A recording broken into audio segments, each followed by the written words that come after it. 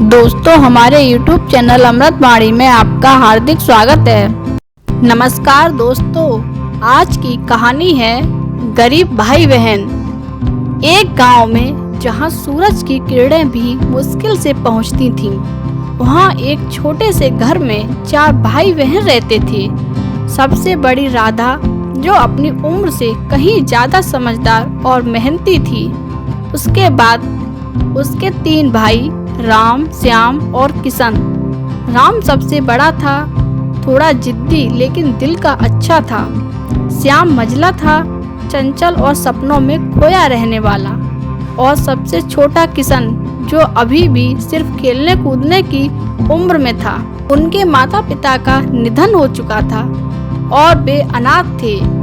गरीबी ने उन्हें इस कदर घेर रखा था कि 2 वक्त की रोटी का जुगाड़ करना भी मुश्किल था।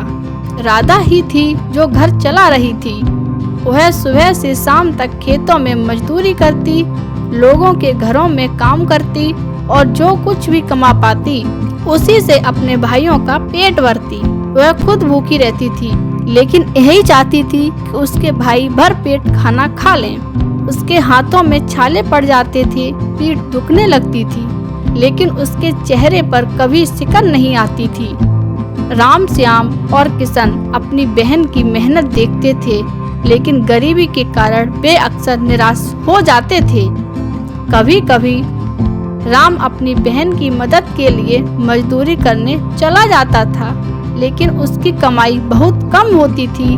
श्याम अक्सर खाली बैठे बैठे बड़े बड़े सपने देखता था कि एक दिन वह बहुत अमीर बनेगा और अपने बहन को सारे सुख देगा। किशन तो अभी बच्चा ही था, उसे इन सब बातों की ज्यादा समझ नहीं थी। वह बस अपनी दीदी के आंचल में छिपा रहता था। एक दिन गांव में एक संत महात्मा आए। वे बहुत ज्ञानी थे और लोग अपनी समस्याएं लेकर उनके पास आते थे। राधा ने भी उनके बारे में सुना और सोचा कि शायद वे कोई रास्ता दिखा सकें। वह अपने भाइयों को लेकर संत महात्मा के पास गई। महाराज, राधा ने नम आंखों से कहा, हम अनाथ हैं और गरीबी ने हमें तोड़ दिया है। मेरी कोई समझ में नहीं आ रहा है कि कैसे हम इस दलदल से निकलें। मेरे भाई छोटे हैं, मैं उनके लिए कुछ करना चाहती हूँ। संत महात्मा ने मुस्कुराते हुए कहा, पुत्री, ईश्वर ने हर किसी में कोई ना कोई गुण दिया है। तुम सब में भी कुछ खास होगा। तुम सभी एक साथ बैठकर सोचो कि तुम सबसे अच्छा क्या कर सकते हो। उसी पर तुम्हारा रास्ता छिपा है। राधा और उसके भाई घर लौट आए। उन्होंने संत की बात पर गहराई से सोचना शुरू किया। राम को याद आया कि उसे लकड़ी का काम बहुत पसंद था।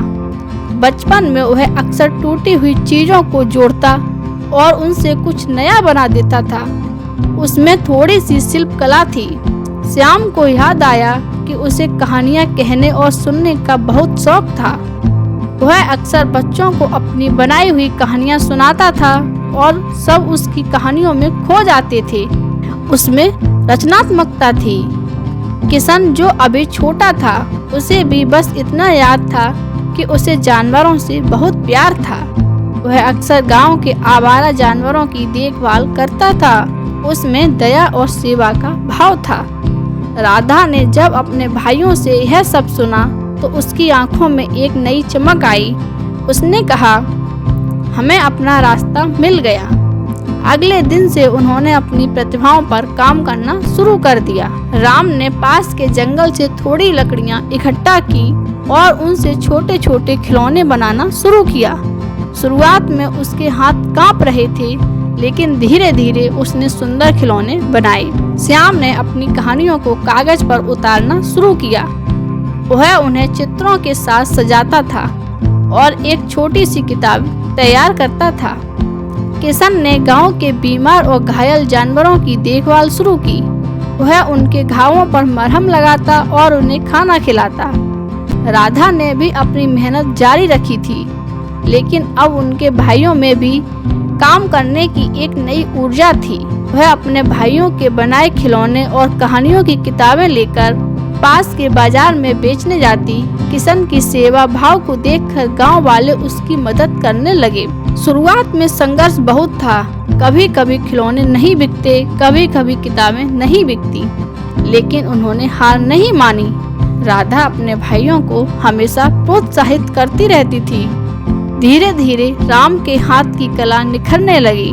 उसके बनाए खिलौने इतने सुंदर थे कि बच्चे और बड़े दोनों उन्हें खरीदने लगे। श्याम की कहानियां दिल को छूने वाली थीं। लोग उनकी कहानियों को पढ़कर बहुत खुश होते थे। किशन की सेवा भाव से गांव वाले बहुत प्रभावित हुए और वे उसे पस मित्र कहने लगे। समय बीतता गया और उनकी मेहनत रंग लाई। राम एक कुशल कारीगर बन गया। उनके खिलौने दूर दूर तक बिकने लगे। श्याम एक लोकप्रिय कहानीकार बन गया। उनकी किताबें गांव के साथ साथ शहरों में भी पढ़ने जाने लगी। किशन ने गांव में एक छोटा सा पशु चिकित्सालय खोल लिया, जहां वह बीमार जानवरों का इलाज करता था। राधा ने अपने भाइयों के साथ मिलकर एक छोटा सा व्यवसाय स्थापित किया। अब वे गरीब नहीं थे। उनका छोटा सा घर खुशियों से भर गया। उन्होंने अपनी बहन की मेहनत और त्याग को कभी नहीं भुलाया।